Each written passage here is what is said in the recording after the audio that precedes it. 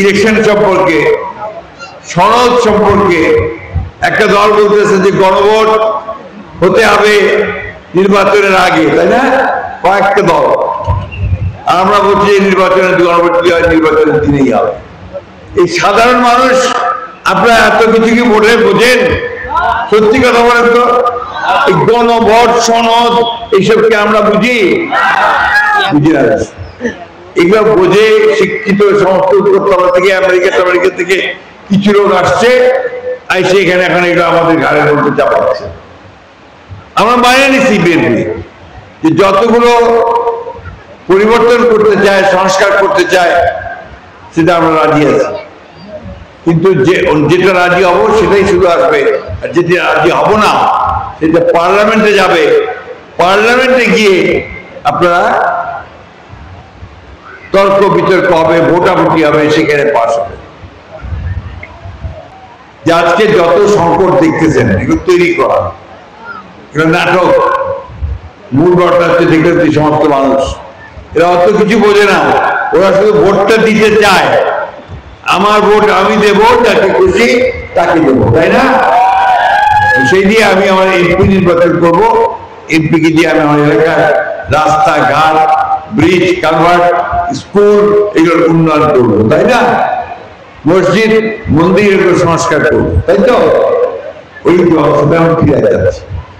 আমরা খুব পরিষ্কার করে বলছি যে আমরা এই কাজগুলো করতে চাই। এখন সামনে আমাদের ভোট আসছে, নির্বাচন। এই নির্বাচন আপনারা কি করবেন? ভোট দিবেন তো নাকি? এইবার ভোট দেওয়ার মতো অবস্থা তৈরি হয়েছে, সবাই ভোট দিতে পারবেন? মার্কা কয়টার সামনে এবার? মার্কা একটা দেখতেছেন, ধানের শীষ নাকি? নৌকাটা এবার দেখা যাচ্ছে না নৌকাটাকে, তাই না? আরেকটা দেখা যায়, সেটা হচ্ছে আপনার দাঁড়িপাল্লা। দাঁড়িপাল্লা আপনারা চিনেন, দেখেন নি অনেকে, তাই না? দাঁড়িপাল্লাও এখানে ইলেকশন করতেছে। তো সুতরাং আপনাদের এই নির্বাচনে আপনাদেরকে ধানের শীষ আর দাঁড়িপাল্লার মধ্যে বেছে নিতে হবে, তাই তো ভাই নাকি? তো আমরা যারা বিএনপি করি, দীর্ঘকাল ধরে করে আসতেছি, আপনারা আমাকে সবাই চেনেন, জানেন। আমি আপনাদের মানুষ। আমার বয়স এখন অনেক হয়ে গেছে, 78 বছর বয়স। কতদিন বাঁচবো আমি জানি না, আর আল্লাহর হাতে। আমি সেই পরবর্তী নির্বাচনে আপনাদের সহযোগিতা চাই।